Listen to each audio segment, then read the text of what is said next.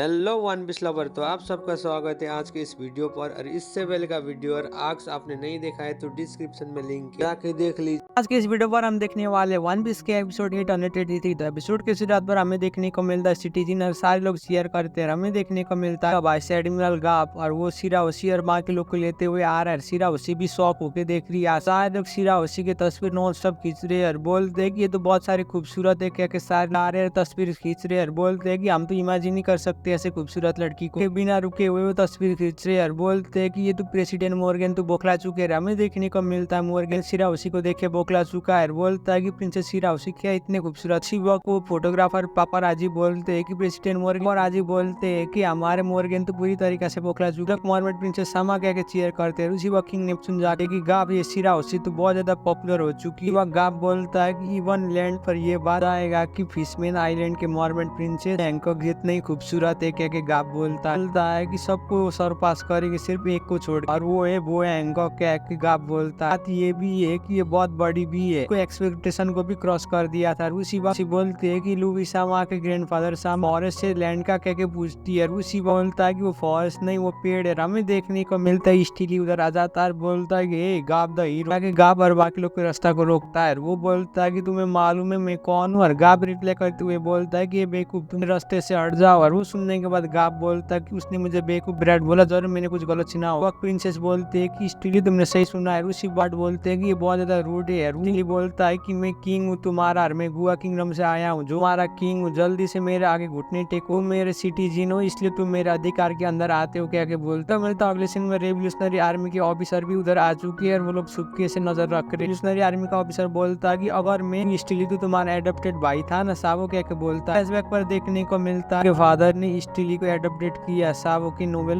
ने। यार वो स्टीली एक नंबर का चालाक बच्चा था जो फादर और मदर के ड्रीम को कंप्लीट कर पाएगा। फैमिली के मेंबर के साथ रिलेशन बना के उसने सबके एक्सपेक्टेशन को चीर के गुआ किंगडम के प्रिंसेस के साथ ही शादी करके वो किंग बना है कुछ महीने पहले। वक्त साहब बोलता है गुआ किंगडम क्या के मुस्कुराता है, बोलता है कि यही जगह पर ग्रेट टर्मिनल में लूफी के साथ में फर्स्ट टाइम मिला तो मिलता है 12 साल पहले का गुआ किंगडम जहाँ ग्रेट टर्मिनल में और साबो रहते थे। ये सर साबो ने सारे ठॉगर बैंडिट को लुटते हुए सारे पैसे को गेन कर दिया। बोलता है कि हमने इतना पैसा चुरा लिया, मुझे ऐसा लगता है कि हम लोग अब शिप खरीद सकेंगे। तो बोलता है कि डैम तुमने फिर से मुझे ज्यादा चुरा लिया, मुझे ऐसा ही लगता है कि मुझे हरा लिया। उसी वक्त साबो बोलता है कि ये फर्क नहीं पड़ता है, हम 5 सालों में इतना पैसा कलेक्ट करेंगे जो पायरेट शिप बना सकेंगे। उसी वक्त वो साबो बोलता है इतने में आएगा वो पायरेट शिप पर। वो बोलता है मुझे मालूम नहीं, मुझे ऐसा लगता है ये 10 मिलियन या फिर 100 मिलियन बेर भी पड़ सकता है। भी बोलता है कि तुम लोग भी पायरेट बनना चाहते हो, मेरा भी सपना है मैं भी पायरेट बनूंगा। वो सुनने के बाद साबो डर जाता है, बोलता है कि ये बच्चा कौन है। दोनों आके बांध देते लूफी को। साबो बोलता है कि फर्स्ट में हम दोनों लूफी को एक्सेप्ट नहीं किया था, लेकिन बाद में हम तीनों बहुत अच्छे भाई बन गए। तीनों ने एक साथ कप अप साक एक्सचेंज करके भाई बन गए। इस पर देखने को मिलता है इसने जाके कप अप साक एक्सचेंज करता है, तीनों साथ करते हैं और बोलते हैं कि हम तीनों ने कप अप साक एक्सचेंज कर लिया, हम भाई बन गए। बोलता है कि लूफी और मैं जिस तरीका से जो मन में आए वही करते थे, लेकिन गाप आके हमेशा से हमें मारता था। देखने को मिलता है लूफी ये साबो तीनों जाके सारे लुटेरे को लूट ज्यादा पैसे चुराते थे और वो लोग एक नंबर के मास थे। लेकिन कुछ समय के बाद हमें देखने को मिलता है साबो के फादर आजाद पकड़ के जबरदस्ती ले जाते हैं, बोलते हैं कि ये सारा हैंडल मैंने तुम्हारे ऊपर किया भाई। हम बोलता है कि आपको हम करेंगे क्योंकि आपने बहुत ज्यादा हमें पे किया है, लोग इनका केयर करेंगे यार, ये लोग फिर से काम में टांग नहीं अड़ाएंगे। उसी वक्त साबो बोलता है कि रुक जा ब्लू जा, आप क्या बोल रहे मैं समझ गए, लेकिन वो बोलेंगे मैं वही करूंगा, लेकिन उससे पहले इनको कुछ भी करना नहीं है क्योंकि साबो उसके फादर के आगे डिमांड रखते। लोग बहुत ज्यादा इंपॉर्टेंट है मेरे लिए, ये लोग मेरे भाई जैसे यार। वो देखने के बोलता है कि साबो और उसी वक्त फादर बोलते अगर ऐसा बात है तो तुरंत मेरे साथ आओ और इन बेवकूफ के साथ पायरेट का गेम खेल के टाइम वेस्ट मत कर। वक्त एस बोलता है कि साबो मेरे बात को सुनो, जल्दी से भागो, तुम्हें चिंता लेने की जरूरत नहीं हम लोगों का। बोलता है लेकिन साबो ने अपने आप को सेक्रीफाइस किया है। एस बोलता है कि तुमने बोला है कि तुम फ्रीली जीना चाहते हो। लूफी बोलता है कि साबो हमें छोड़ के मत जाओ, और साबो वो सुनने के बाद रोता है। हमें देखने को मिलता है रॉयल गार्ड के साथ चला जाता है, वो दोनों पीछे से साबो गया। साबो बोलता है कि उस टाइम में पूरी तरीके से अकेले पड़ गया, मुझे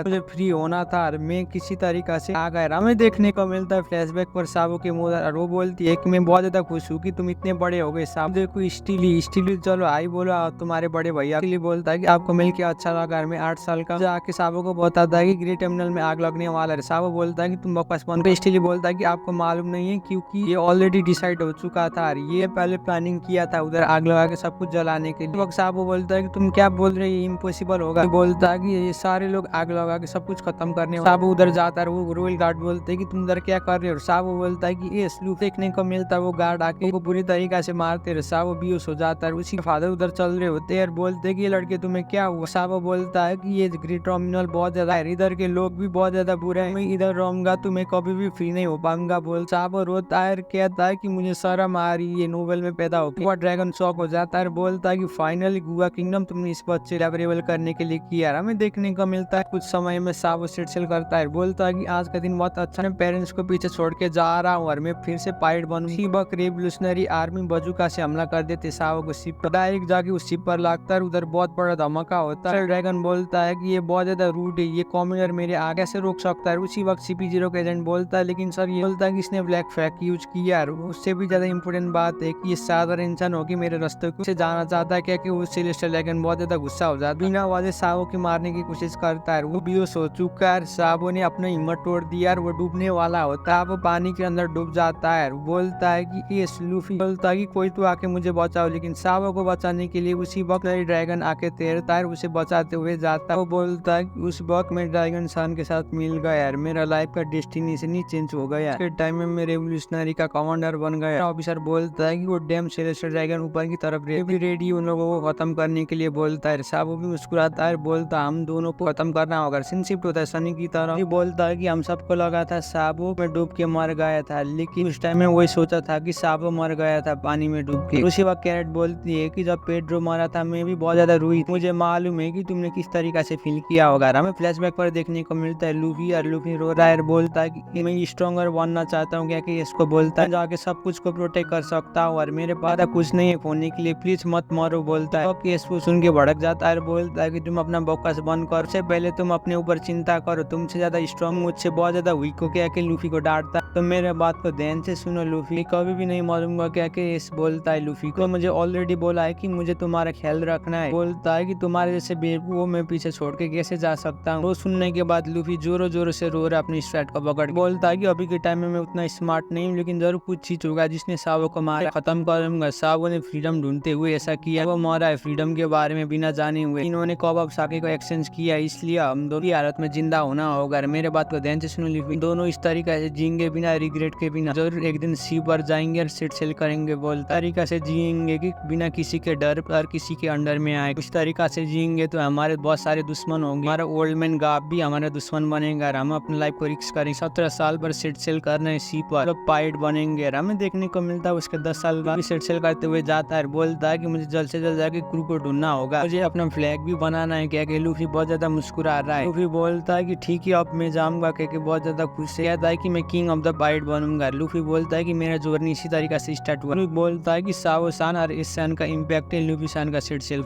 नामी बोलती है कि ये जान के अच्छा लगा इसने सेल किया आपने एडवेंचर को बिना एंडिंग किए हुए। उनको लगा था तुम्हारे भाई साबो मर गए, लेकिन फादर रिवोल्यूशनरी आर्मी के लीडर मोंग ड्रैगन के अंडर में काम करते। बोलता है तुम्हारे दूसरा भाई वो एस व्हाइट बियर का 2nd डिवीजन कमांडर था, बहुत छोटी उम्र में। Roger king of the pilot का बेटा भी। तुम्हारे फैमिली के ऐसे सारे के सारे लोग बहुत खतरनाक है। उसी वक्त चौबर बोलता है कि तुम्हें बहुत ज्यादा अजीब लगता है, तुम ये सोचोगे साबो तुम्हारा अपना भाई भी नहीं है, लेकिन तुम्हारे अपने फादर के साथ रहता है। लूफी मुस्कुराता है, बोलता है कि मुझे मालूम नहीं है क्योंकि मैं अपने फादर के साथ कभी भी नहीं मिला। लूफी बोलता है कि चाहे कुछ भी हो जाए, लेकिन हमेशा से मुझे ऐसा फील होता था कि मैं साबो के साथ हमेशा से कनेक्टेड था। साबो की तरह पर साबो मरी जा पे राइट मार चुका है। उधर हमें देखने को मिलता है बोलता है कि मैं गुआ किंगडम का किंग हूँ। और वो सुनने के बाद मोर्गन भी आता है, गाप की तरफ देखता है, बोलता है कि क्या ये किंग है गुआ किंगडम का, रूरल किंगडम में न जहाँ से गुंडे आए और उनका घर उधर, ये सिर्फ गाप को छोड़ के। रेवोल्यूशनरी आर्मी का लीडर ड्रैगन और उसका चीफ स्टाफ साबो का भी घर, साथ साथ फायर फिस्ट एस और स्ट्रेट लूफी का भी है। तो हमें देखने को मिलता है स्टीली, और स्टीली बोलता है कि अब तुम्हें पता चल गया ना गाप में तुम्हारा किंग, इसलिए घुटनी टेक। बोलता है कि तुम्हारी गंदी शक्ल हटाओ मेरे आगे से, इरिटेट कर रहा है। स्टील रोता है, बोलता है कि ये बहुत ज्यादा रूट बोल रहा है। स्टीली जाके मस्का मारता है गाप को और बोलता है कि ये गाय बात को हटाओ, लेकिन मैं तुमसे ये कहना चाहता हूँ कि ऐसा मुझे भी सपोर्ट करो जो मैं वर्ल्ड नोबल बन सकता हूँ। तुम मुझे थोड़ा सा भी सपोर्ट करोगे तो मैं तुरंत सेलेस्टियल ड्रैगन बनूंगा। गाप बोलता है कि क्या तुम उनके जैसे बनना चाहते हो, और वो सुनने के बाद स्टिली शॉक हो जाता है। बोलता है कि अगर ये बात कोई सुनेगा तो तुम्हें ससी मिलेगा। और उसी वक्त गाप बोलता है कि मुझे तो ऐसा बोलने की जरूरत नहीं था, इसलिए मैं वापस लेता हूँ। सुनने के बाद स्टिली डर जाता है, बोलता है इसने मुझे डरा लिया। कभी भी तो बेहोश हो जाती है और स्टिली नीचे की तरफ गिरता है। किंग नेप्च्यून आगे पकड़ते हैं और बोलते हैं कि क्या तुम ठीक हो जाओ। उसी वक्त स्टिली बोलता है ये चल रहा था, मुझे ऐसा ही लग रहा था कि ये बिल्डिंग